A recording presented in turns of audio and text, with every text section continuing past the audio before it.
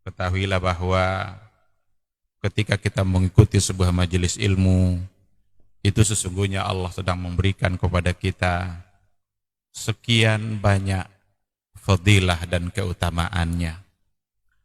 Karena sungguh sangat mulia orang-orang yang berada di majelis ilmu.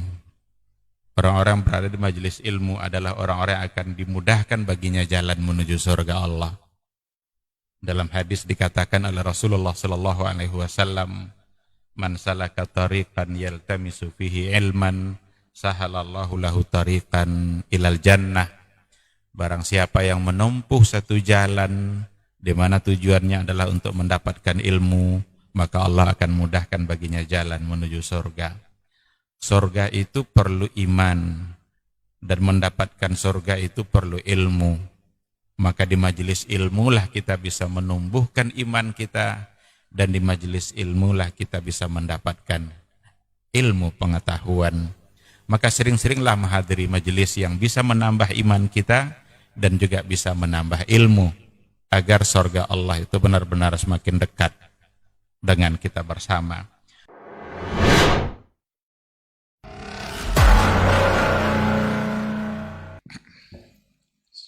Bismillah. Assalamualaikum warahmatullahi wabarakatuh. Assalamualaikum warahmatullahi wabarakatuh.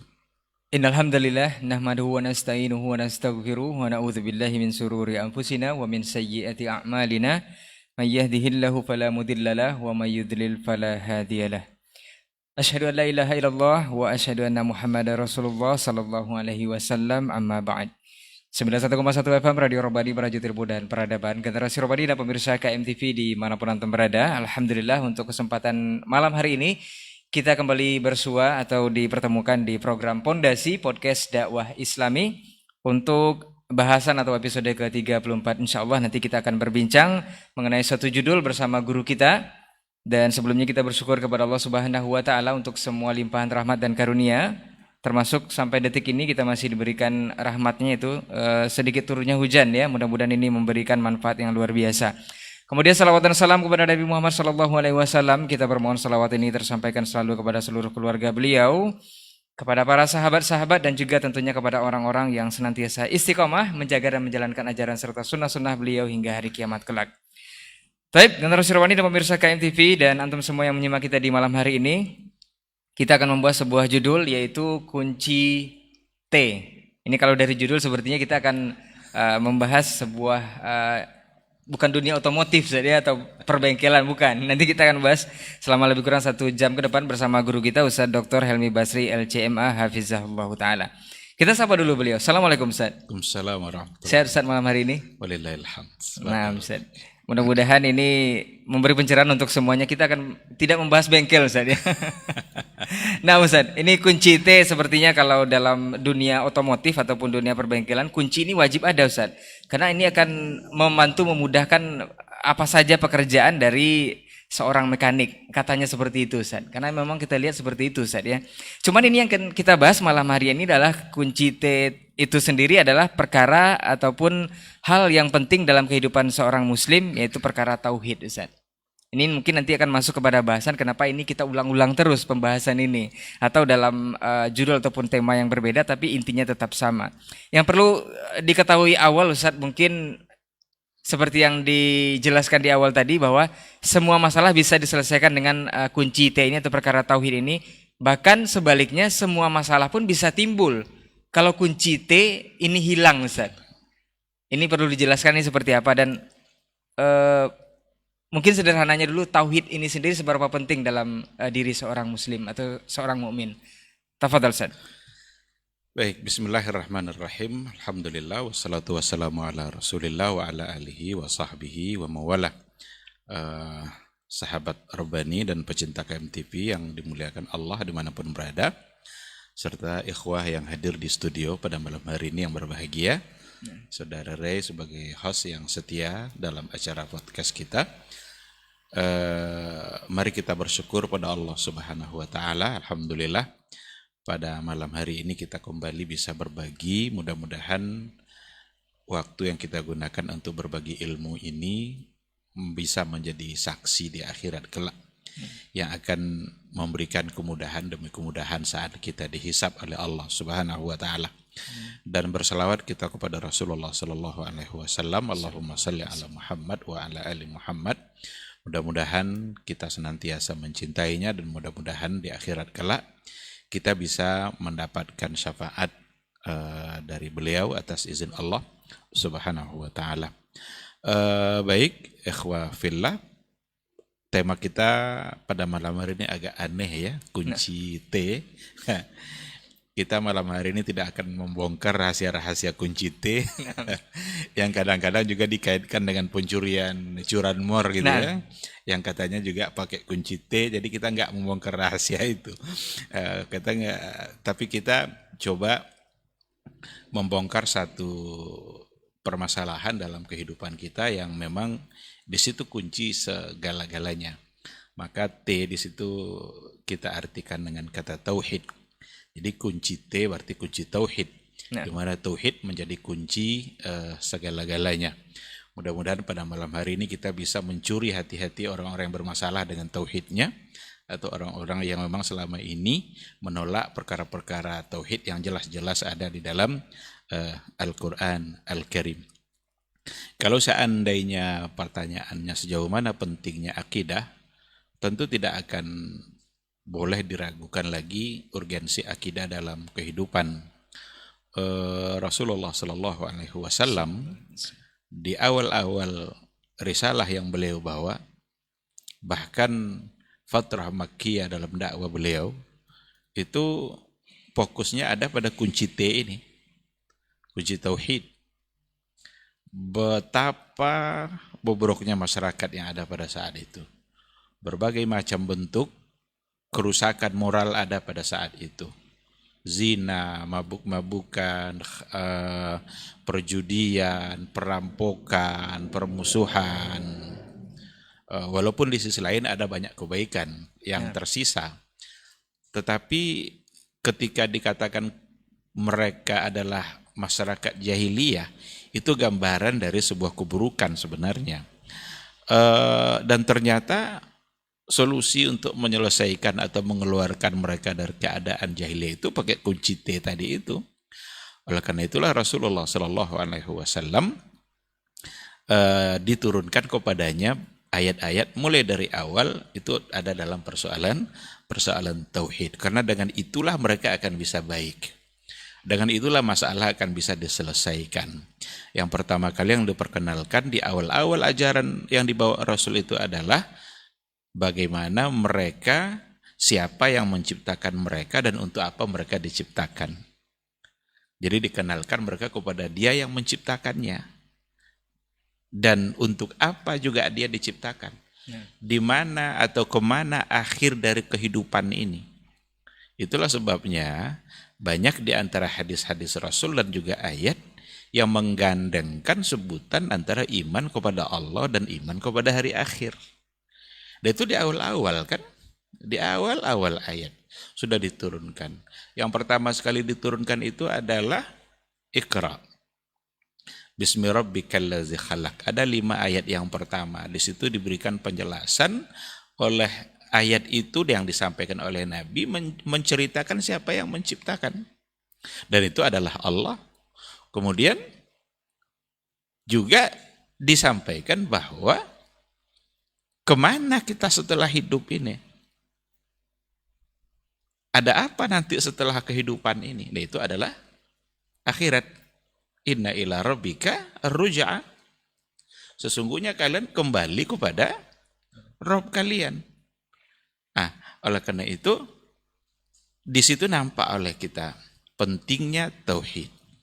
Pentingnya tauhid dalam merubah sikap dari tidak baik menjadi baik. Ketika mereka sudah tahu bahwa semua akan ada pertanggungjawaban dari semua yang dilakukan, karena kematian bukanlah akhir dari segala permasalahan, tapi justru kematian itu adalah gerbang pertama untuk menuju kehidupan yang berikutnya, di mana mereka akan mempertanggungjawabkan semua apa yang telah mereka lakukan. Itu yang dulu tidak masuk dalam pikiran orang-orang jahiliyah itu. Mereka mengira bahwa hidup itu ya sampai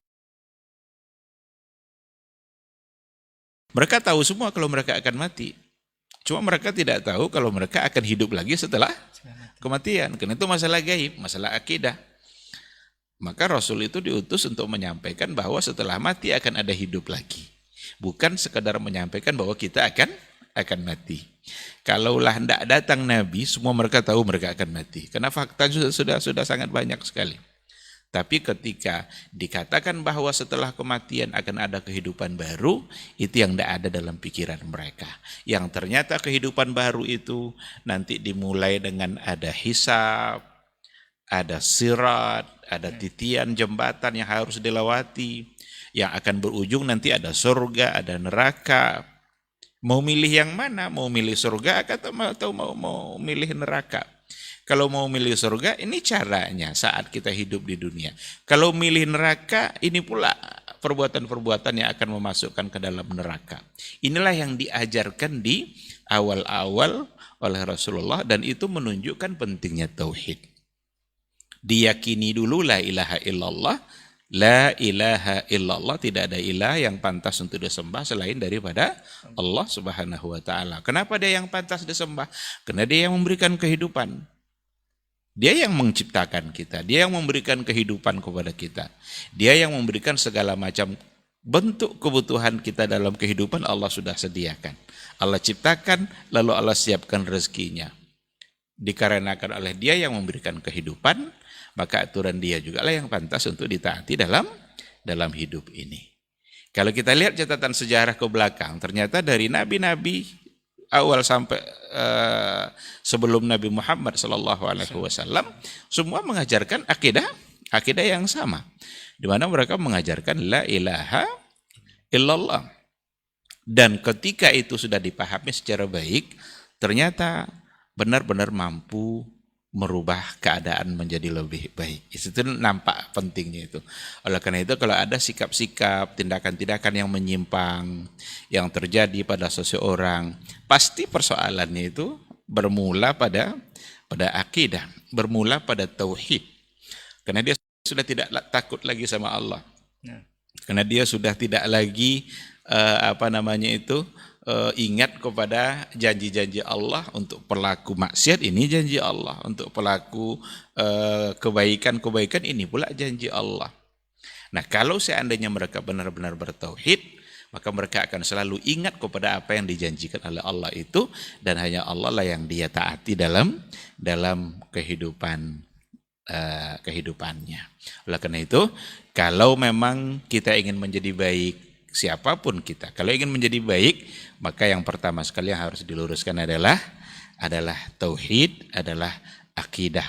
Bagaimana dia punya keyakinan tentang Allah, bagaimana ia mengenali kebesaran dan keagungan Allah, dan bagaimana juga dia mengenali kebutuhan dia terhadap Sang Maha Agung tadi itu. Dan itu adalah Allah Subhanahu wa ta'ala. Menarik Ustaz dari penjabaran antum tadi Ustaz. Berarti untuk perkara tauhid sama akidah yang saya tangkap tadi berarti berbeda Ustaz ya. Karena kalau dilihat tadi dari penjelasan orang-orang jahiliyah dulu itu sudah meyakini bahwa Allah itu ada. Bahkan ada yang namanya Abdullah dan segala macam. Berarti percaya kalau itu Allah itu ada. Tetapi kenapa diajarkan lagi tauhid? Apakah perkara ini berbeda atau bagaimana seseorang yang meyakini Allah itu ada tapi tidak mentauhidkannya? Apa ini bisa dihukumi keluar atau seperti apa Ustaz? Iya. Apakah berbeda antara tauhid dengan akidah? Kalau tauhid itu jelas fokus pada ma'rifatullahnya, pada mengesahkan Allahnya. Kalau bicara akidah itu tentu lebih luas. Karena akidah itu fokusnya pada persoalan gaib, termasuk di situ para nabi, termasuk di situ takdir, termasuk di situ yaumul akhir, malaikat. Itu kalau untuk akidah secara umum tentu akan lebih luas. Tapi kalau kita bicara tauhid, itu memang fokusnya pada tauhidullah. Mentauhidkan Allah, mengesahkan Allah, yang dalam hal ini lebih fokus lagi, walaupun bukan merupakan sesuatu yang terpisah, lebih fokus lagi pada tauhidul ibadah. Yang biasa diistilahkan dengan tauhidul uluhiyah. Sehingga secara garis besar berdasarkan istiqra, penelusuran atau telaah, yang dilakukan oleh para ulama akidah memang akan dapat dibagi kepada 3 secara garis besar. Tauhid, ada yang nanti yang diistilahkan dengan rububiyah. Rububiyah itu bagaimana kita meyakini dan mentauhidkan Allah dalam persoalan rububiyah.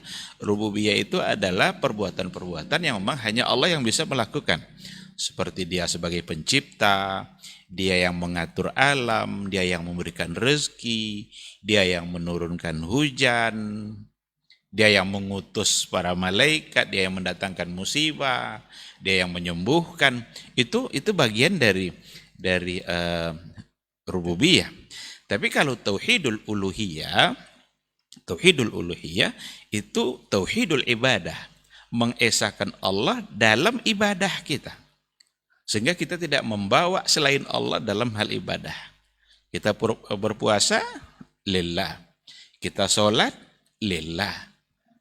Inna salati wa nusuki wa mahyaya wa mamati lillahi rabbil alamin.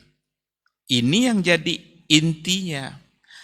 Kalau seandainya diabaikan tauhidul uluhiyah, artinya tidak ditauhidkan Allah dalam ibadah, maka kita akan menjadi salah. Meskipun kita mentauhidkan Allah secara rububiyah, dalam artian mengakui Allah sebagai pencipta. Karena orang-orang jahiliyah dulu mereka juga yakin bahwa Allah lah yang menciptakan langit dan bumi. Nah. Dan itu ayat yang menceritakan la in sa'altahum man khalaqas samawati wal ardh la yaqulun Allah. Jika kamu tanya mereka siapa yang menciptakan langit dan bumi, la yaqulun Allah, mereka pasti akan menjawab Allah. Oleh karena itu tauhid rububiyah belum membuat seseorang menjadi muslim yang sesungguhnya, bahkan belum muslim. Karena orang-orang jahiliyah dulu ketika mereka meyakini Allah sebagai Khalik, dia tidak sebut sebagai seorang yang muslim. Justru mereka tetap dihukumkan sebagai orang yang ini. Jadi ini juga ada syubhat yang disampaikan oleh sebagian gitu ya. Ketika dibagi-bagi uluhiyah, rububiyah, lalu seolah-olah dengan adanya rububiyah dianggaplah orang-orang jahiliyah dulu itu mereka sudah menjadi orang yang muwahhidun, orang bertauhid. Belum. Mereka tidak bertauhid. Mereka meyakini bahwa Allah mencipta itu tidak membuat mereka disebut sebagai seorang muslim. Belum cukup untuk dikatakan sebagai seorang muslim. Harus diikutkan nanti dengan uluhiyahnya. Tauhid mengesahkan Allah fil ibadah, dalam ibadahnya. Sehingga apapun yang mereka lakukan dalam persoalan ibadahnya semata-mata hanya untuk Allah Subhanahu wa taala. Doa itu ibadah. Doa adalah sebuah ibadah, bahkan doa mukhul ibadah. Dan itu hanya untuk Allah. Iyyaka na'bud wa iyyaka nasta'in. Ketika ada orang yang berdoa tidak lagi kepada Allah, maka dia salah. Dia musyrik. Atau dia menduakan Allah, membawa orang lain bersama dengan Allah dalam doanya. Itu juga menjadi syirik. Karena orang-orang jahiliyah juga melakukan hal yang sama. Ma na'buduhum illa liyuqarribuna ilallahi zulfa. Kami tidaklah menyembah patung-patung itu illa liyuqarribuna ilallahi zulfa. Kecuali itu sekedar cara untuk agar patung-patung itu bisa mendekatkan kami lebih dekat lagi kepada Allah. Berarti ada kesalahan dan ditegur mereka kan. Wa annal masajida lillah fala tad'u ma'allahi ahada. Sesungguhnya masjid-masjid itu adalah untuk Allah, fala tad'u ma'allahi ahada. Maka janganlah kalian berdoa kepada Allah lalu kita bawa-bawa ma'ahu. Berarti kita bawa yang lain bersamaan dengan Allah. Maka itu juga menjadi sebuah kekeliruan. Karena doa itu adalah mukhul ibadah. Fala tad'u ma'allahi ahada. Enggak boleh kita bawa-bawa orang lain bersamaan dengan Allah dalam doa kita. Maka fokus hanya kepada Allah saja. Enggak usah bawa yang lain. Allah tidak perlu orang-orang lain untuk dibawa dalam doa. Orang soleh kah? Ada orang-orang yang dianggap soleh yang sudah meninggal, lalu agar doa kita lebih cepat didengarkan, nanti kita harus bawa nama orang-orang soleh ini. Allah tidak membutuhkan itu. Bahkan justru menjadi sesuatu yang terlarang.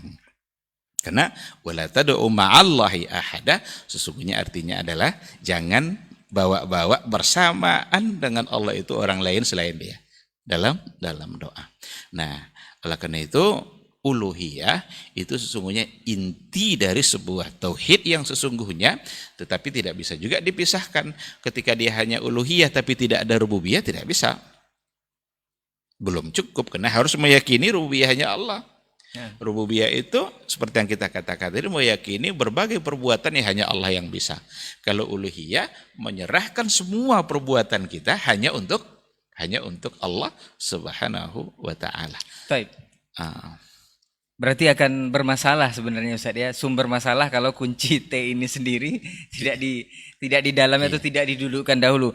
Namun yang menarik dari penjelasan itu Ustaz, mungkin perlu ditambah keterangan atau penegasan Ustaz mengenai tauhid yang diparsialkan tadi Ustaz.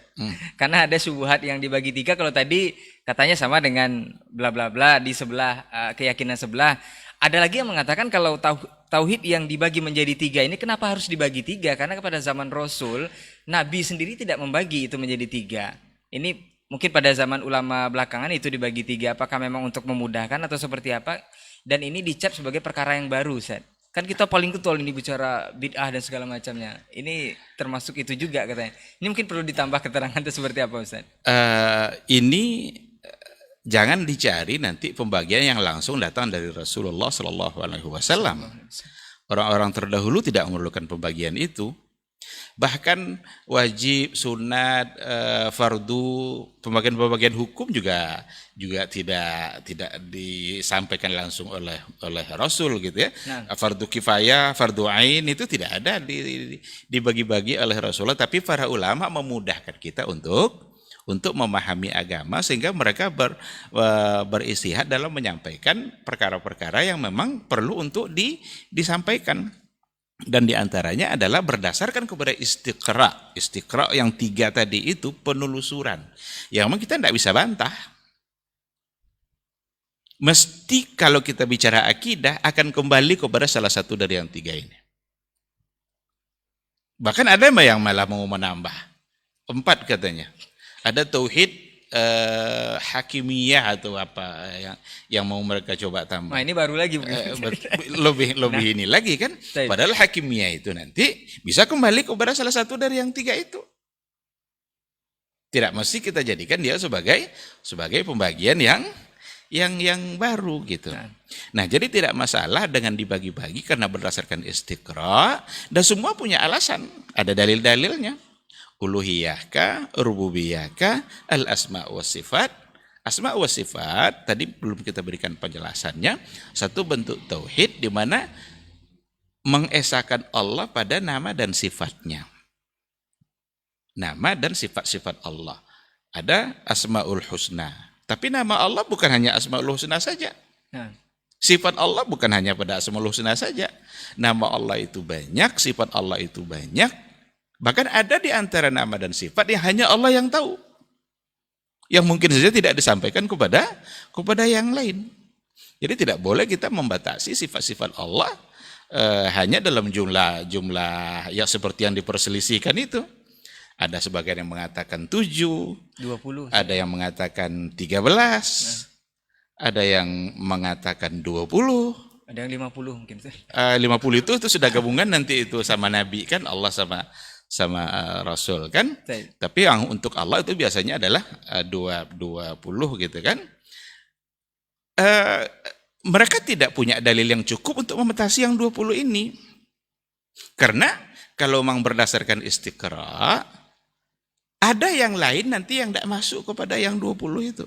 Nah, contohnya seperti apa ini Ustaz? Umpamanya kan itu wajib, ada yang wajib kan? Nah. Ada hal-hal yang wajib juga tapi tidak masuk di situ. Apa contohnya? Allah wajib adil enggak? Wajib Ustaz. Kemana masuknya adil dari yang 20 tadi itu? Nah, tak ada Ustaz. kalau kita berapa kali dalam sehari membaca Bismillahirrahmanirrahim. Di situ ada satu sifat kasih sayang Allah. Nah, Allah wajib tidak punya sifat kasih sayang? Ada yang menjawab begini, Allah nggak wajib punya sifat kasih sayang. Karena kalau Allah punya sifat kasih sayang, Allah tak menciptakan neraka. Apakah Allah menciptakan neraka lalu menghilangkan sifat kasih sayang? Kalau yang 20 tadi yang mewajibkannya adalah akal, nah, akal mereka mewajibkan Allah punya 20. Tapi sayang itu Allah yang mewajibkan untuk diri dia. Karena innallaha kataba ala nafsihi rahmah. Innallaha sesungguhnya Allah kataba mewajibkan ala nafsihi rahmah. Terhadap dirinya sifat kasih sayang. nah. Berarti Allah sendiri yang mewajibkan.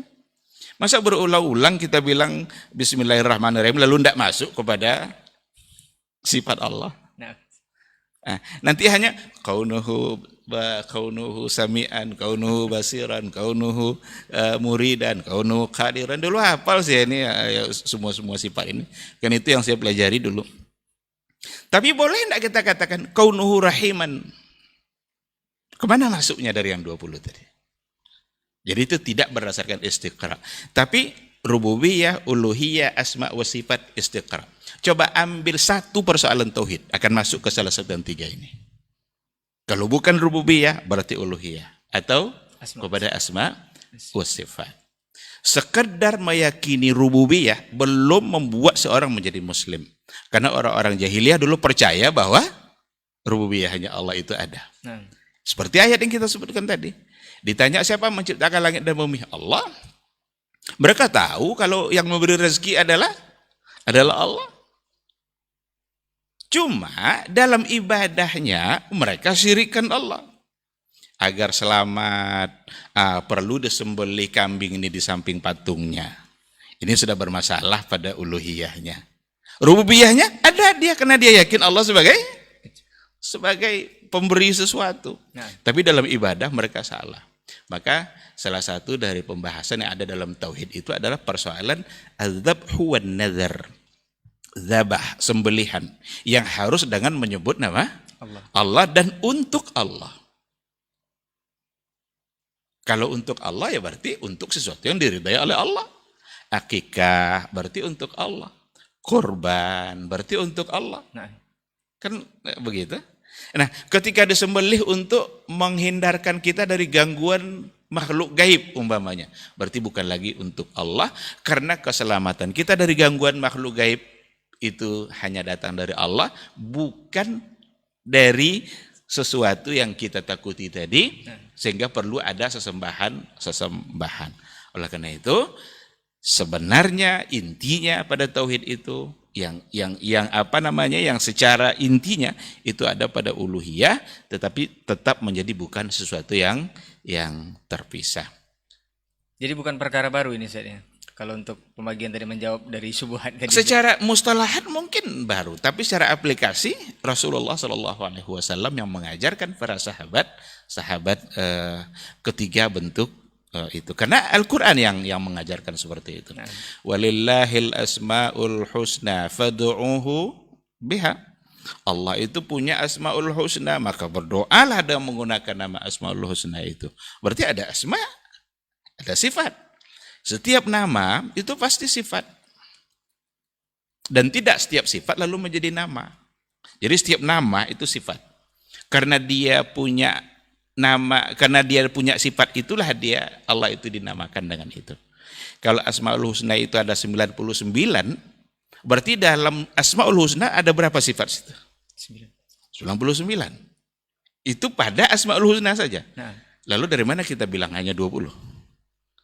Hanya 13, hanya 7. Padahal mungkin nama itu mengandung sifat juga Ustaz ya. Iya. Nah, Dia diberi nama, Allah diberi nama itu karena sifatnya itu. Maka setiap nama pasti sifat. Tapi tidak setiap sifat lalu menjadi nama. nah. Umpama Allah itu punya sifat kalam. Allah berbicara. Wa kallamallahu Musa taklima. Allah berbicara langsung dengan Musa. Tapi Allah tidak boleh disebut dengan mutakallim. Tidak ada nama Allah mutakallim. Faba'u bighadabin minallah. Mereka kembali dengan mendapatkan kemurkaan dan kemarahan dari Allah. Berarti Allah bisa marah.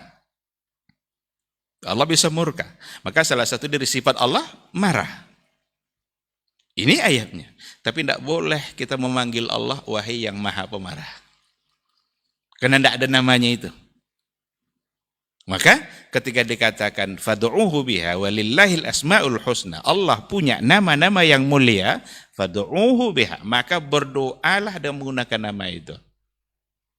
Ini semua adalah nama-nama yang berdasarkan kepada nas, berdasarkan kepada apa yang disampaikan oleh Rasulullah, dan itulah yang boleh untuk kita panggil dalam doa kita.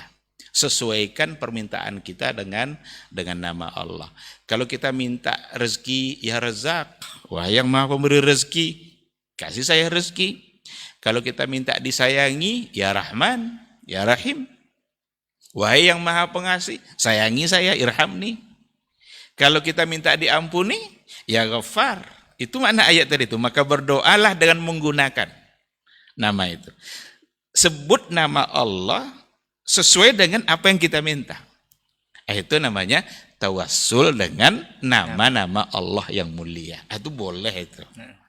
Nah, jadi kadang yang boleh oleh Nabi ini kadang diabaikan ini. Dicari-cari yang tidak boleh ini. Inilah masalahnya hari ini. Ini yang menjamur. Ini yang menjamur. Dan bangga pula dengan perbuatan yang seperti itu. Ada banyak hal yang dibolehkan oleh Rasul, ambillah semua yang dibolehkan itu. Yang tidak boleh, tinggalkan. Atau setidaknya yang barangkali ada subuhat perbedaan, udah tinggalkan agar lebih selamat. Afwan Ustaz, ini akan bermasalah tidak Ustaz dengan kunci T kita atau dengan perkara tauhid kita kalau meyakini seperti yang antum jelaskan tadi bahwa sifat dan nama Allah itu sebenarnya bukan seperti yang diparsialkan oleh kelompok-kelompok yang sudah membagi, tapi sebenarnya lebih dari itu. Kalau kita meyakini yang sudah dibagi itu, apakah bermasalah, akan mengganggu tauhid atau mengganggu status kita sebagai muslim atau seperti kalau itu? diyakini dengan cara yang benar, tidak apa-apa. Kaunuhu sami'an, memang Allah itu mendengar. Ada ya kalau as-sami', al-basir, itu ada, itu bagian dari asmaul husna yang juga menjadi sifatnya.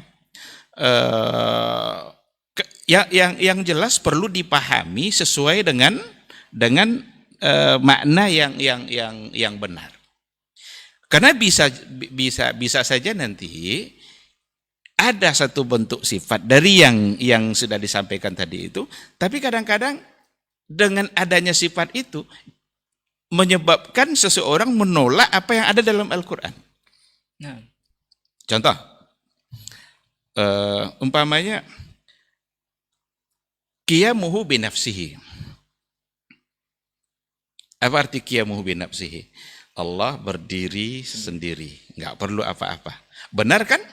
Benar, Ustaz. Benar sekali, Allah nggak perlu apa-apa. Allah nggak butuh sama apa-apa.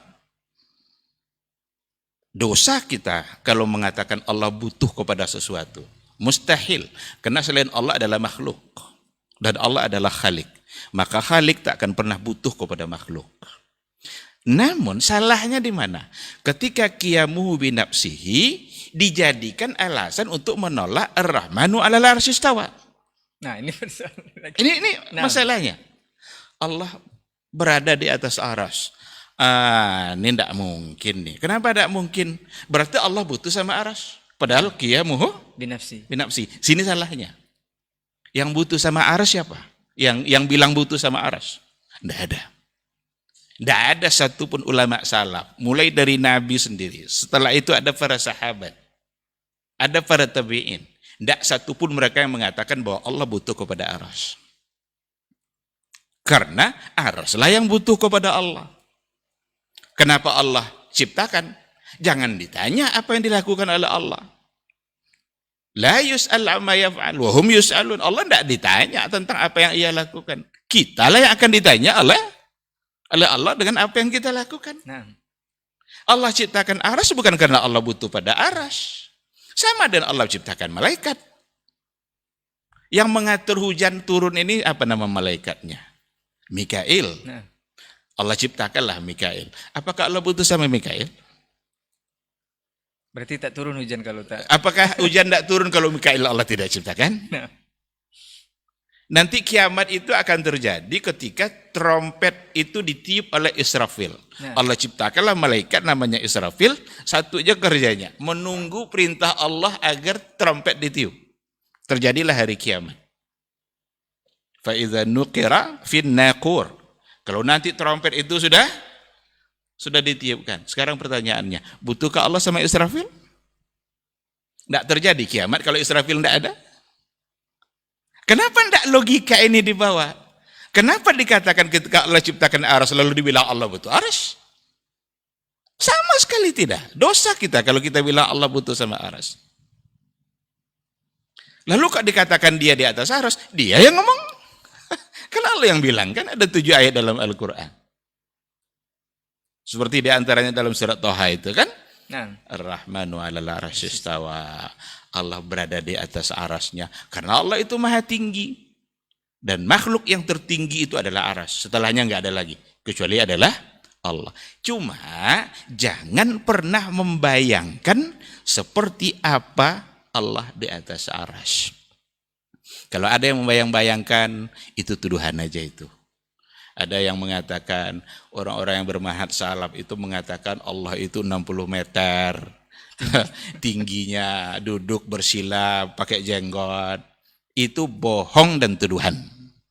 Sama sekali tuduhan. Jangan dituduh-tuduhkan. Kembalilah kepada nas yang ada. Kembali kepada dalil-dalil yang ada.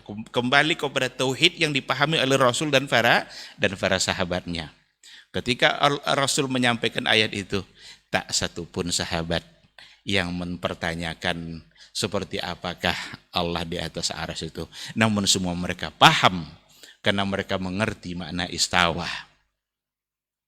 Mengerti mereka semuanya tanpa mencoba untuk mencari tahu.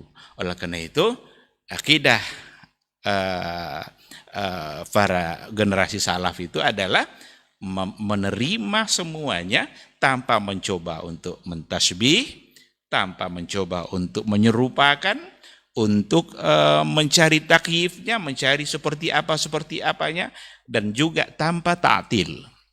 Nggak boleh pula dihapus, ditolak. Nah. Karena kebanyakan orang-orang Mu'tazilah dalam keyakinan mereka malah menolak sifat-sifat itu, maka mereka menjadi mu'attil. Mu'attilun, orang-orang yang menolak karena ya barangkali tujuannya baik. Karena tujuan mereka masing-masing adalah untuk mensucikan Allah dari yang tidak pantas.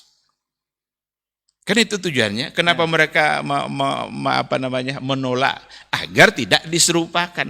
nah, Kenapa menolak seperti itu? Karena Allah rasanya nggak pantas. Tapi ini bukan soal rasa. Sepertinya ini nggak pantas. Ini bukan sepertinya. Karena memang nggak boleh kita menserupakan Allah. Jadi niatnya baik, tapi niat baik saja tidak cukup. Mesti ada panduan yang jelas untuk mendapatkan kebenaran dan kebaikan yang sebenarnya. Oleh karena itu, ambil itu, yakini itu, tapi jangan diserupakan dengan sesuatu apapun. Tidak mungkin diserupakan karena Allah tidak ada tandingannya. Baik, Masya Allah sudah agak panas ya, tapi tidak apa-apa. Generasi Rohani dan juga pemirsa KMTV, kita akan lanjut. Berarti untuk perkara yang satu ini cukup kita terima saja Ustaz ya. Karena sepertinya itu sudah menyamakan dengan yang lain Ustaz ya. Nah, ini persoalan gaib.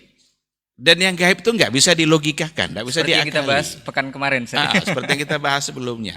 Nah, kalau dia persoalan gaib, dari mana lagi kita bisa membenarkan selain daripada yang disampaikan oleh Rasul kita. Nah. Dan seperti apa dia menyampaikan, itu yang kita terima. Kalau dia tidak menyampaikan terlalu jauh, jangan terlalu jauhkan gitu. Jangan dibawa pembahasannya kemana-mana. Karena Nabi juga tidak pernah menyampaikan rincian lebih jauh. Nah. Karena memang ini persoalan iman. Iman itu kan harus diyakini, bukan untuk dilogikakan. Kita sudah sering ulang-ulang. Seandainya semua perkara agama dapat dilogikakan, tidak perlu ada kata iman. Sekali lagi, seandainya masalah agama semua dapat dilogikakan, tidak perlu ada kata iman. Adanya kata iman berarti sesuatu yang akal kita harus tunduk. Karena iman fokus pada masalah gaib, yang gaib ya siapa lagi yang beritahukan kecuali Rasul yang dia dapat dari Rabbnya, dari Allah. Sekarang percaya enggak kita bahwa malaikat Jibril punya 600 sayap? Kalau dibawa ke akal, ande mak banyak kali sayapnya. Gimana sayapnya itu? Seperti apa? Seperti apa itu bukan kerja kita. Kita hanya percaya saja. Kenapa demikian? Karena ada hadisnya. Jika ada hadis yang sahih dalam persoalan ini, maka tugas kita hanya menerima dan mempercayai. Itulah jalan yang paling selamat. Baik. Nah, Ustaz. Kita akan lanjut pembahasan kunci T ini, Ustaz. Ya. Nabi Rasul yang diutus oleh Allah Subhanahu wa taala untuk kita umat manusia ini katanya mendakwahkan perkara tauhid atau perkara yang sama dari dulunya, Ustaz, dari Nabi Adam barangkali, dan sampai kepada Rasul kita Muhammad SAW juga mendakwahkan perkara yang sama, intinya pada perkara tauhid. Nah, benang merahnya di mana, Ustaz, untuk perkara yang sama ini? Karena itu kitab katanya diturunkan beda-beda, Ustaz. Ada Zabur, ada Injil, ada Taurat, ada Suhuf dan segala macamnya. Ini padahal penerapan syariat pun berbeda, Ustaz. Ini seperti apa? Iya. Dalam agama itu ada persoalan akidah, ada persoalan syariat. Nah. Akidah itu ya persoalan keyakinan. Bagaimana kita harus meyakini Allah, kita harus menyembahnya, kita berdoa harus kepada Dia. Untuk akidah, semua nabi sama. Semua nabi, mulai dari yang pertama sampai terakhir, konsep akidah yang mereka bawa sama. La ilaha illallah. Nabi Hud diutus kepada kaum Ad, membawa kata La ilaha illallah. Ada Nabi Saleh, ada Nabi Shu'aib kepada kaum Madian. Nabi Saleh kepada kaum Thamud. Kan itu? Nah. Wa ila Thamuda akhahum Saleh. Kepada kaum Thamud. Diutus oleh Allah Nabi Saleh. Apa pesannya kepada kaum itu? Sama, hanya benar-benar untuk meyakini la ilaha illallah. Gak ada ilah selain Dia. Maka sembahlah Dia saja. Nah, gitu. Namun untuk syariat, di sini berbeda. Pensyariatan antara nabi itu ada perbedaan-perbedaan. Bahkan syariat yang dibawa oleh nabi terdahulu itu hanya untuk kaum dia saja, nggak berlaku pada kaum yang lain. Dan item dari syariatnya juga bisa berbeda, bahkan sangat berbeda gitu. Walaupun ada kesamaan bentuk, tapi kesamaan waktu itu bisa seperti itu. Puasa itu syariat nabi sebelumnya juga sudah ada, tetapi waktunya kapan? Nah, Nabi Daud bagaimana cara berpuasanya? Bagaimana cara berpuasa pada masa Nabi Musa, pada masa Nabi Isa? Kalau untuk masa Nabi Muhammad SAW itu ada dalam bulan Ramadan sebagai satu kewajiban. Nah, atau sangat bertentangan. Pada masa Nabi Musa itu bunuh diri itu cara bertobat yang paling tepat. Nah, adalah dengan bunuh diri. Sementara pada syariat Nabi Muhammad SAW, bunuh diri itu adalah dosa besar. Ini kontradiksi sekali. Wa idz qala Musa liqaumihi ya qaumi innakum zalamtum anfusakum bittikhadzikumul ijla fatubu ila bari'ikum, bertaubatlah kepada Rabb kalian, faqtulu anfusakum, maka bunuhlah diri kalian. Sementara pada syariat Nabi Muhammad bunuh diri adalah sebagai dosa besar. Jadi berbeda antara syariat. Adapun yang datang untuk Rasulullah itu untuk semua umat. Sehingga seandainya ada yang tersisa dari umat-umat terdahulu hari ini, maka wajib mengikuti apa yang dibawa oleh Rasulullah SAW. Mereka tidak berhak lagi bertahan, kami tetap berada pada syariat kami. Orang-orang Nasrani yang mengaku sebagai pengikut Nabi Isa, dia nggak berhak lagi untuk bertahan di atas syariat Nabi Isa ketika Nabi Muhammad sudah diutus. Karena Al-Quran yang diturunkan itu nasikhun lisyariatil lati qablah. Itu menasakh, menghapus hukum-hukum yang ada pada syariat sebelumnya. Nah, ini juga lah alasan yang dapat kita pegang untuk menyalahkan kelompok-kelompok liberal yang cenderung mengatakan semua agama sama. Semua agama benar. Yang benar adalah Islam. Apa yang ada dalam Al-Quranul Karim. Karena Al-Quran yang bilang, inna dina indallahi al-Islam. Jadi ajakan untuk menganggap semua agama sama itu tidak betul. Tapi kalau kita diajak untuk saling menghormati, oke. Karena adalah ikraha fiddin. Kalaulah seandainya agama Yahudi dan Nasrani itu sama dengan Islam, tidak perlu Nabi mengajak mereka lagi untuk kembali kepada Islam. Kan ayat kan, ya ahlul kitab ta'alu ila kalimatin sawa. Hai ahlul kitab, ayo kembali kepada satu kata. Kalau memang mereka benar, tidak perlu Nabi ajak lagi kan. Seharusnya Nabi bilang, turun ayat, kalian tetap ajalah sama saudara kalian. Kan benar juga. Seharusnya gitu. Tapi tidak, ta'alu ila kalimatin sawa. Ayo kembali kepada satu kata yang benar, al-haq, yang ada dalam Al-Quranul Karim. Ini perlu dipahami. Kita tidak anti dengan orang agama lain, kita harus saling menghargai kalau mereka punya keyakinan yang berbeda, tapi jangan ajak kami untuk menganggap dan meyakini itu adalah benar. Karena dalam keyakinan kami sebagai orang Islam, semua yang selain Islam adalah salah. Karena Al-Quran kami yang ngomong seperti itu.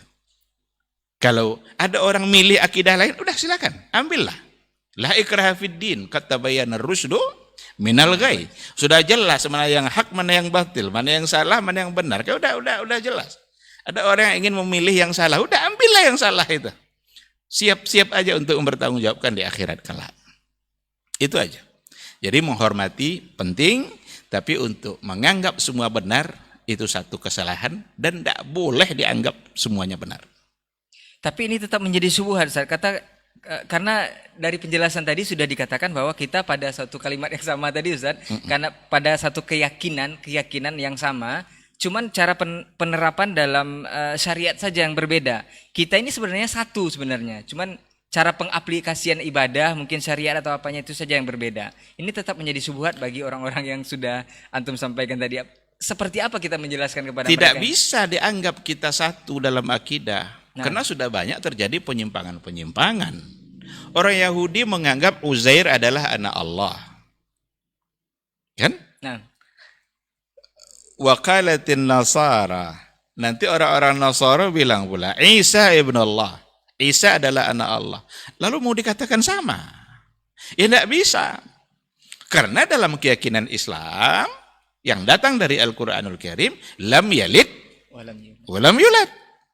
Sekarang orang Yahudi bilang Uzair ibn Allah, Uzair adalah anak Allah. Lalu mau dianggap sama? Ya enggak lah, enggak bisa sama. Pasti enggak sama.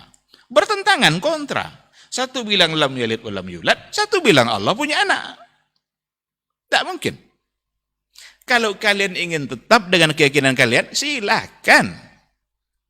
Dihormati itu. Enggak boleh dicela. Nggak boleh dimaki-maki, itu pilihan dia. Nah. Tetapi bagi kita umat Islam harus mengatakan bahwa keyakinan itu salah. Karena kalau semuanya benar nanti kita giliran aja. Seminggu ini kita Yahudi semua, seminggu berikutnya kita Nasrani semua, seminggu berikutnya Muslim semua. Bahkan jadi senjata juga untuk tidak boleh kita menyampaikan hal seperti ini, Ustaz. Iya, nah. Karena sudah ada kerancuan-kerancuan cara berpikir, khususnya zaman kita sekarang ini. Nah. Apalagi dengan bahasa moderasi beragama. Ini mohon maaf nih, barangkali banyak yang mendengar yang kurang setuju dengan hal-hal yang seperti ini. Moderasi agama, kalau tidak dipahami secara benar, itu racun dan virus bagi agama Islam itu sendiri. Jangan coba mengajar umat Islam atau syariat Islam moderasi beragama. Tidak ada yang lebih moderat dari apa yang diajarkan oleh Rasulullah SAW. Kalau ada oknum yang barangkali punya tindakan kekerasan, itu oknum jangan salahkan Islamnya. Karena oknum itu bisa ada di mana-mana. Apa tidak ada orang-orang yang bersikap keras dari orang Yahudi? Apa tidak ada orang-orang yang punya tindakan keras dari orang-orang Nasrani? Nah. Ada. Teroris itu tidak punya agama dia. Islam jelas aturannya, jelas pensyariatan yang disampaikan oleh Nabi. Bagaimana unsur-unsur kasih sayang yang semua dalam semua hukum yang disampaikan itu selalu mengandung unsur menghormati, unsur kasih sayang, unsur toleransi. Itu semua ada. Baik toleransi dalam umat Islam itu sendiri, dalam mengerjakan aturannya, apalagi dengan yang lain. Sholat wajib berdiri, kalau dia sakit dipaksa berdiri? Enggak kan? Boleh duduk, boleh berbaring, bahkan boleh dengan kedipan mata aja. Itu bagian dari kasih sayang yang ada dalam syariat Islam. Gitu. Nah, jadi dipahami secara baik, jangan terbawa oleh isu-isu yang ternyata pada akhirnya nanti menggiring kita kepada satu titik yang itu bermasalah bagi kita di akhirat kelak.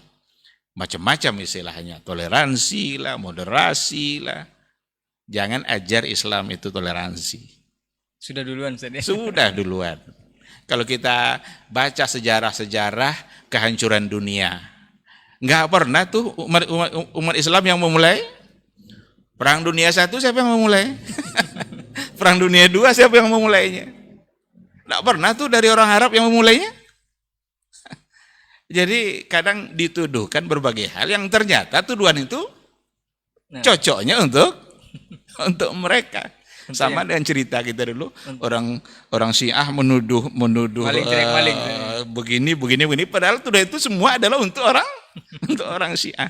Nah, kalau mau tahu balik kepada tayangan kita yang dulu itu kan. Asyura Ustaz ya. Asyura itu. Nah. Tapi Ustaz, ini berikutnya Ustaz, kalimat tauhid. Ini nanti seperti apa penjelasannya? Kalimat tauhid atau la ilaha illallah ini diperhitungkan dari orang yang punya ketaatan selama hidup. Tidak diperhitungkan dari orang yang punya ketaatan selama hidup, tetapi di akhir hayatnya menyimpang Ustaz. Atau malah jadi berbelok dengan keyakinan atau akidahnya. Tetapi akan menjadi suatu hal yang sangat berharga jika seseorang itu selama hidupnya mungkin berbuat maksiat dan ahli macam-macam dengan perbuatan dosa besar, tetapi di akhir hayatnya itu balik kepada Allah dengan kalimat tauhid yang benar. Ini katanya diperhitungkan seperti kisah-kisah yang sudah masyhur, seperti pezina yang memberikan makan minum anjing dan segala macamnya. Ini diperhitungkan kalimat yang seperti ini. Ini terlihat bagi orang-orang yang berpikiran dengan akalnya, ini sepertinya Allah tidak adil, Ustaz. Kenapa dengan ketaatan yang selama hidup di akhir ayat itu jadi dihapus semua, tetapi yang kemaksiatan selama hidup di akhir ayat itu bagus, jadi diperhitungkan dengan satu kata la ilaha illallah ini. Ini seperti apa Ustaz? Iya. Baik, menganggap Allah tidak adil itu tentu tidak pantas. Nah. Dialah yang tidak mengerti dengan substansi persoalannya. Tauhid itu sesuatu yang paling dicintai oleh Allah. Dan syirik itu perbuatan yang paling dimurkai oleh Allah. Jadi tauhid yang paling dicintai, syirik yang paling dimurkai. Kalau seandainya ada orang punya amalan yang begitu banyak, bahkan berdasarkan kepada hadis sudah sangat banyak sekali amalannya. Tidak ada lagi jarak antara dia dengan surga itu kecuali satu hasta aja. Satu hasta kan segini nih. Ini dia ini surga. Tapi ternyata pada akhirnya dia melakukan satu perbuatan yang bisa menghapus semua kebaikan itu.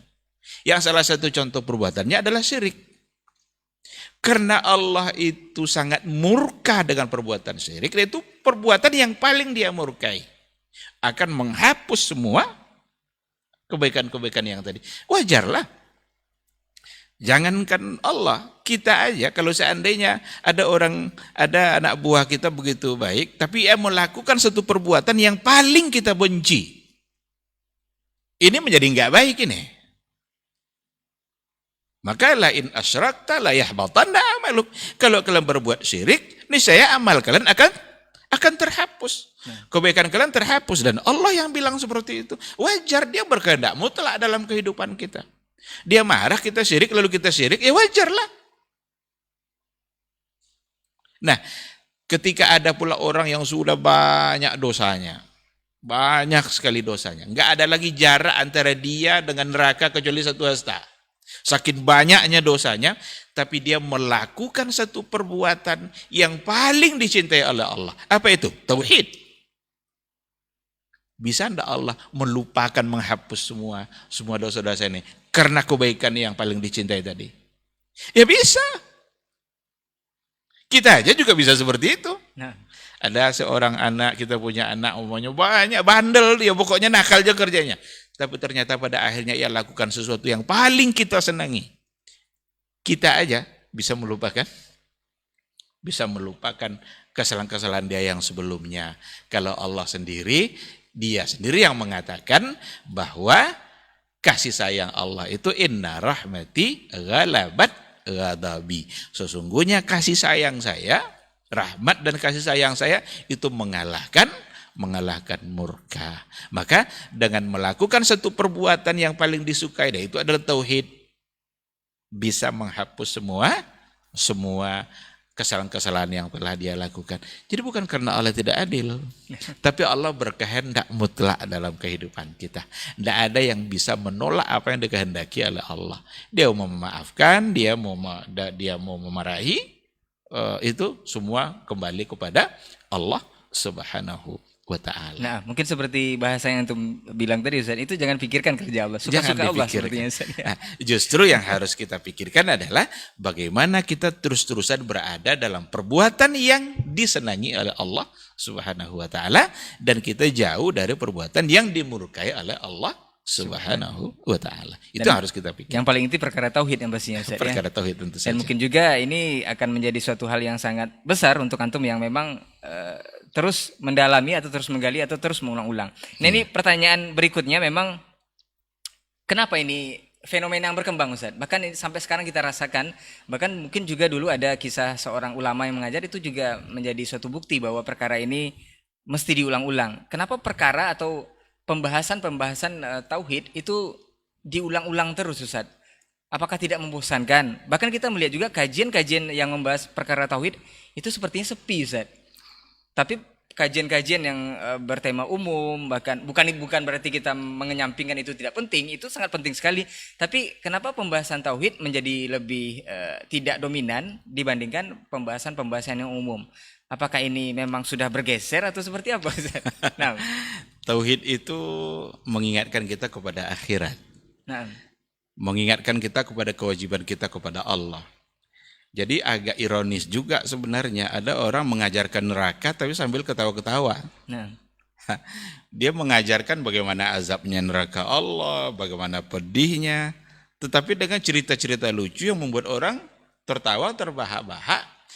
Itu kira-kira membuat orang jadi takut dan neraka atau tidak gitu? Kalau orang-orang dahulu bicara surga saja mereka menangis, apalagi bicara neraka. Nah, oleh karena itu, ketika kita bicara tauhid, memang kalau disebut membosankan, ya barangkali tergantung orangnya. Tapi kenapa harus diulang-ulang? Saya ingin mengilustrasikan begini. Seandainya ada seorang guru mengajar di kelas, lalu ada satu materi nanti, ini akan masuk ujian. Maka materi yang akan ditanya dalam ujian ini nanti, itu diulang-ulang oleh dosen atau oleh gurunya. Nah, anak-anak dengar baik-baik, ini masuk ujian nanti nih. Nah, dijelaskannya kan? Paham? Nah, diulang lagi itu. Karena akan ditanya nanti. Kenapa tauhid harus diulang-ulang? Karena itulah pertanyaan di alam kubur nanti. 3 pertanyaan malaikat di alam kubur nanti. Siapa Rob kamu? Siapa Nabi kamu? Apa agama kamu?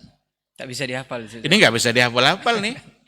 Setiap hari buat catatan kecil, ada 3 pertanyaan, ada jawabannya. Dihafal-hafal terus, Rabb saya Allah, Nabi saya Muhammad. Enggak, itu nanti akan membuat dia bisa menjawab perilaku kesehariannya untuk yang 3 pertanyaan tadi ini. Ketika dia tahu bahwa Allah sebagai Rabb-nya, bagaimana perilaku keseharian dia? Dia mau berbuat maksiat, ingat dia sama Allahnya. Oh iya, Rob saya pemarah, dia kalau marah dia sama saya, kalau seandainya saya berbuat maksiat, kalau maksiat saya bisa masuk neraka, akhirnya dia enggak jadi berbuat maksiat. Kalau ada seperti itu terbawa dalam kehidupannya, gampang dia jawab nanti pertanyaan itu. Siapa nabi kamu? Jawabannya jelas. Anak TK pun bisa menjawab itu. Namanya adalah Muhammad sallallahu alaihi wasallam. Tetapi jawaban nabi saya Muhammad tadi itu dibawa enggak dalam kehidupan kesehariannya.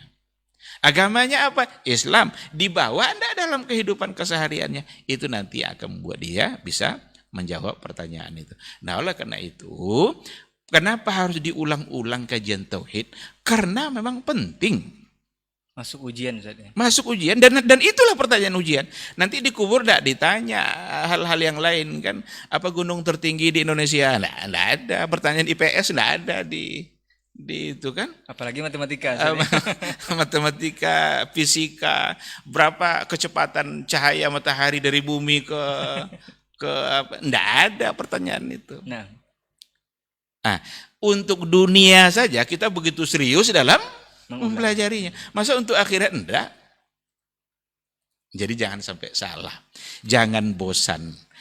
Dan perlu diberikan penjelasan lebih dalam dan lebih dalam lagi tentang siapa itu Allah, siapa itu Rasul, dan apa itu sesungguhnya agama Islam.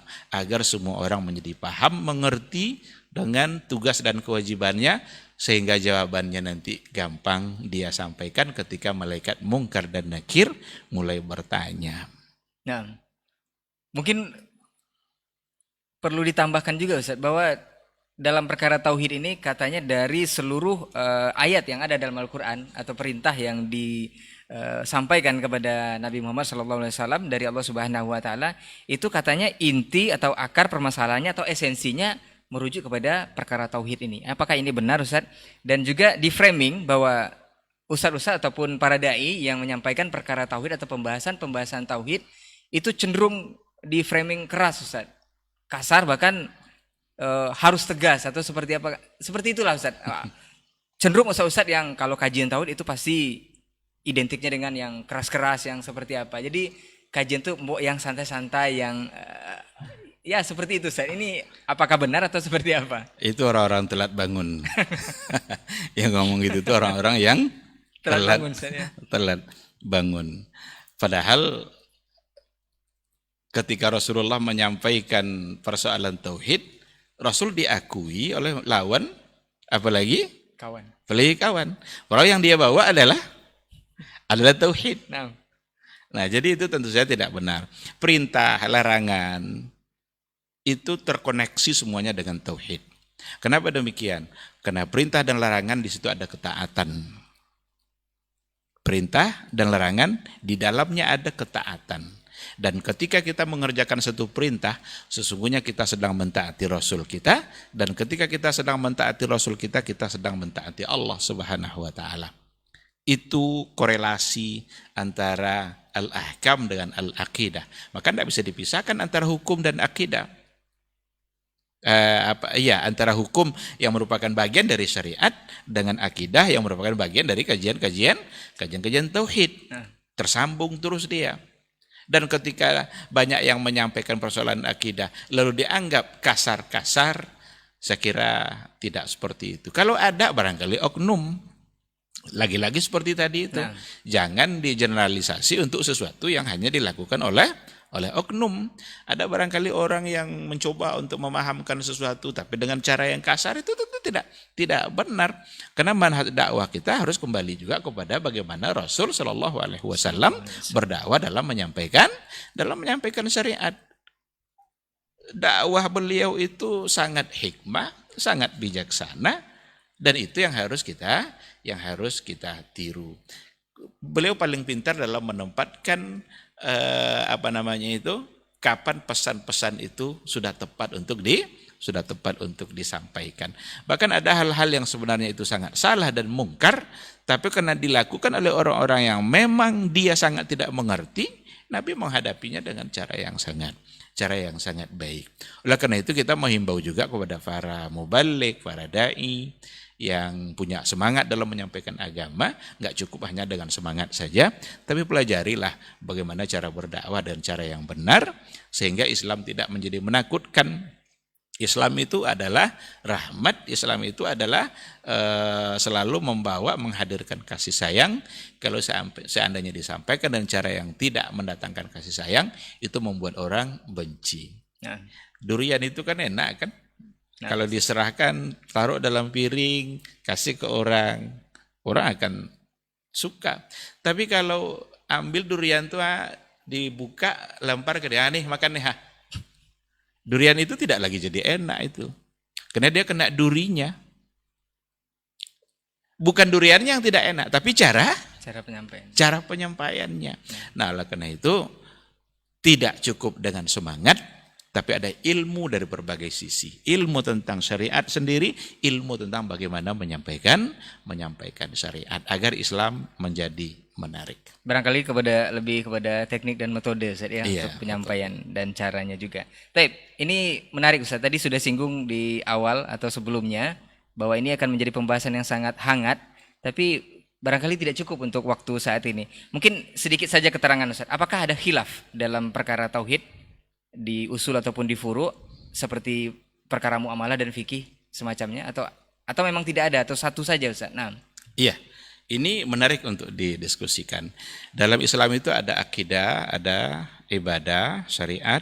Orang cenderung mengatakan akidah adalah persoalan usul, sedangkan ibadah adalah persoalan furu'. Nah. Padahal sebenarnya dalam ibadah sendiri ada usul, ada furu'.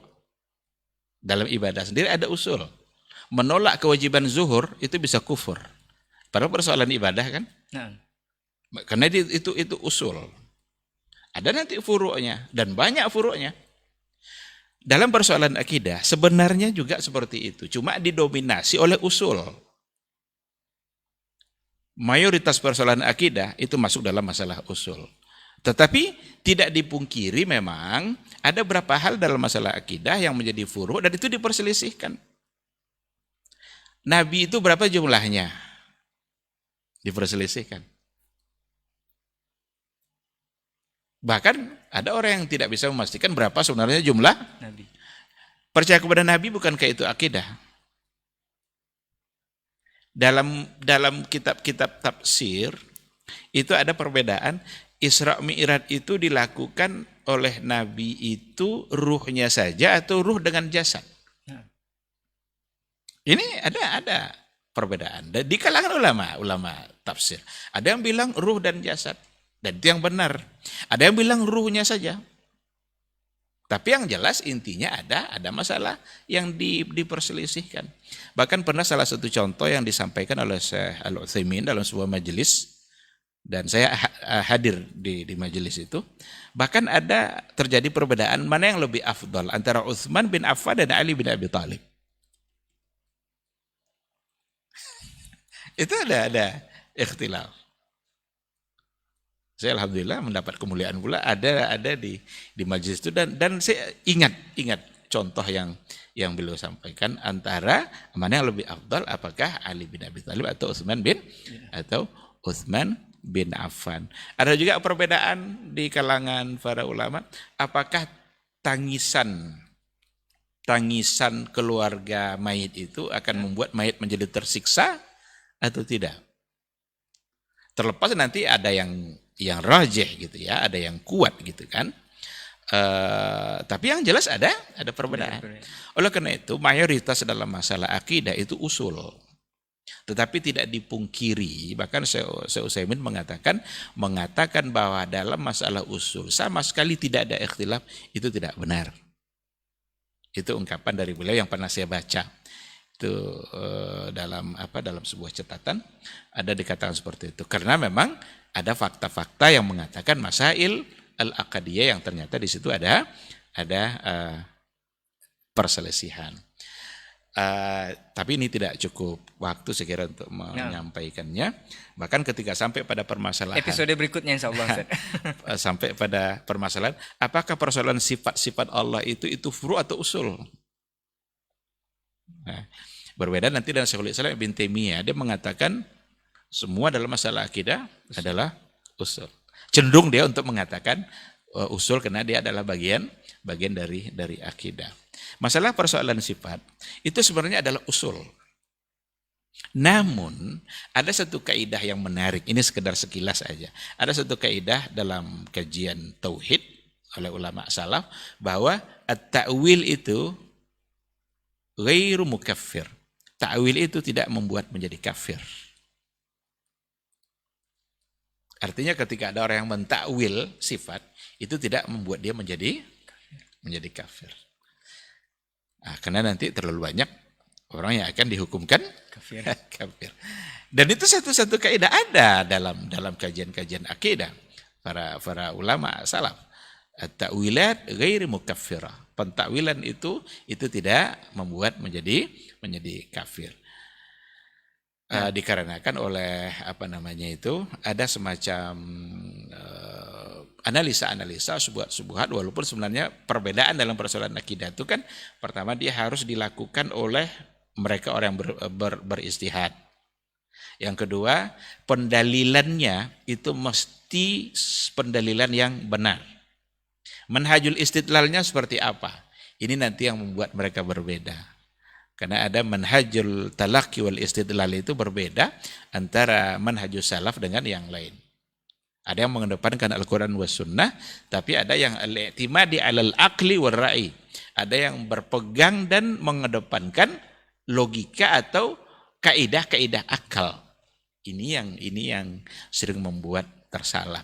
Yang tadi itu yang kita contohkan pada qiyamuhu binafsihi tadi itu karena terkungkungnya mereka dengan logika akal tadi itu, Allah tidak butuh kepada apapun. Benar kan? Tetapi logika itu dibawanya untuk menolak ayat. Ar-Rahmanu ala arsy istawa. Padahal an-nasu muqaddam minal akal. Nas wajib didahulukan daripada akal. Yang ngomong Allah kok. Allah tidak bilang dia butuh sama arsy. Kenapa dengan adanya qiyamuhu ini lalu kita anggap kalau ada ayat ini berarti Allah butuh arsy? Padahal Nabi tidak pernah menyampaikan. Nah, oleh karena itu ada masalah-masalah yang juga diperselisihkan, tetapi jelas kita mesti mencari duduk persoalannya yang kuat yang mana. Jangan bertahan dengan yang lemah kalau ternyata memang itu adalah sesuatu yang salah dan menyimpang. Buat apa fanatik untuk hal-hal yang lemah seperti itu? Udah tinggalkan itu. Kembali kepada apa yang diyakini oleh Rasul dan para sahabatnya. Kalau persoalan usul sudah pasti sepakat semua Ustaz ya, termasuk di ibadah dan juga di akidah. Ini untuk furu ini sendiri kalau di akidah pun ditolerir Ustaz. Kalau untuk ada perbedaan. Seperti yang tadi itu ada perbedaan berapa jumlah nabi. Nah. Maryam itu nabi atau tidak? Luqmanul Hakim itu nabi atau tidak? Luqman kan ada dalam Quran surat Luqman kan. Orang bilang Luqman al-Hakim gitu karena memang hakim dia. Dia nabi atau tidak? Ikhtilafat ya. Ini ada berbagai pandangan yang berbeda. Dan itu bisa ditolerir karena tidak mengeluarkan dari Islam. Baik, Masya Allah. Jazakallah khairan Ustaz. Ini sangat menarik dan barangkali mungkin ada episode kedua Ustaz ya, untuk bersama. Nah, untuk pertanyaan terakhir Ustaz. Udah lebih kurang 1 jam kita berbincang mengenai pembahasan kunci T ini memang sangat penting sekali apalagi untuk era-era sekarang ini, khususnya bagi kita yang awam dalam masalah ini. Nasihat Ustaz agar kita tetap pegang kunci T untuk kebaikan, khususnya dalam yang kita bincangkan saat ini dalam perkara tauhid, bukan perkara yang lain atau otomotif dan segala macam. Apa nasihat Ustaz selama kita terus memegang kunci ini agar semua permasalahan, khususnya dalam permasalahan syariat, mengaplikasikan kehidupan kita bisa terselesaikan, dan jika ini hilang itu akan timbul berbagai permasalahan dalam syariat kita. Iya, kita tidak sekedar mengajak untuk berpegang ya, tapi kita mengajak untuk tengok kembali kunci T-nya. Sekarang sudah mulai bengkok-bengkok kunci T itu. Jadi kalau kunci T-nya ada bengkok-bengkok nanti juga bisa dia dipakai kan. Kalau ada yang bengkok-bengkok luruskan. Nah, mana yang rasanya kurang pas karena nanti tidak bermanfaat dia. Seperti yang kita bincangkan semalam itu kayaknya bengkok kunci T itu Ustaz ya. Iya. Jadi lihat baik-baik, kalau ada yang bengkok luruskan, kemudian pegang eret-eret, pahami baik-baik, gunakan sesuai dengan waktunya. Apalagi zaman sekarang adalah zaman di mana kita menghadapi berbagai macam bentuk tantangan, kemajuan teknologi yang membuat kita sangat mudah terjerumus. Kita duduk sendiri di rumah saja bisa membuat kita menjadi terjerumus. Jangankan kita keluar, keluyuran kemana-mana. Oleh karena itu yang akan menyelamatkan kita benar-benar adalah iman. Benar-benar iman yang ada di hati kita. Dimanapun kita berada. Di rumahkah kita sendiri, di kantorkah kita dalam bekerja, di pasarkah kita saat berbelanja, atau di pasar kita sedang menjadi penjual, di kebunkah kita sedang bercocok tanam, dimanapun kita berada. Atau di kampus kita sedang menjadi dosen, kekeliruan akan bisa diminimalisir ketika memang benar-benar iman ada di hati. Ketika kunci T kita lurus, kunci T kita tidak bermasalah, maka yakinlah dengan itu adalah modal untuk tetap bertahan istiqamah. Maka ingatlah selalu kepada Allah Subhanahu wa taala, ingat kepada ancaman-ancamannya agar kita terhindar dari dosa, dan ingat juga janji-janji baik yang ada dalam Al-Qur'an agar kita bersemangat untuk berbuat baik. Kemajuan zaman tidak bisa kita tolak, tidak bisa kita hindari. Tapi kita bisa menghindari berbagai macam bentuk ancamannya dengan kekuatan iman yang ada di hati kita. Mudah-mudahan Allah memudahkan kita semua untuk istiqamah, dan mudah-mudahan kita semua memiliki keyakinan yang benar, kokoh di hati sampai akhir hayat nanti. Wallahu subhanahu wa ta'ala alam. Baik, jazakallah khairan Ustaz untuk perbincangan kita di malam hari ini. Mudah-mudahan ini bisa memberikan manfaat untuk semua, khususnya untuk kita yang sedang membahas ataupun untuk ikhwah yang sudah hadir di studio. Ingat, bukan hanya dipegang kunci T-nya, tapi harus dilihat kembali apakah kayaknya sudah banyak yang bengkok-bengkok Ustaz ya. Harus kita luruskan dan pegang untuk bisa digunakan dalam mengaplikasikan syariat sesuai yang sudah disampaikan oleh Rasulullah SAW. Afwan untuk semua salah kata dan gila bicara. Insya Allah pekan depan jika memungkinkan kita akan bertemu kembali dengan episode yang berbeda atau pembahasan yang berbeda bersama guru kita. Insya Allah kita tutup untuk hari ini dengan doa kafaratul majlis. Subhanakallahumma wa bihamdika asyhadu an la ilaha illa anta astaghfiruka wa atubu ilaik. Wassalamualaikum warahmatullahi wabarakatuh. Waalaikumsalam warahmatullahi. Dr. Dasman Yaya Ma'ali LCMA Hafizahullah, Dr. Helmi Basri LCMA Hafizahullah, Dr. Hidayatullah Ismail LCMA Hafizahullah.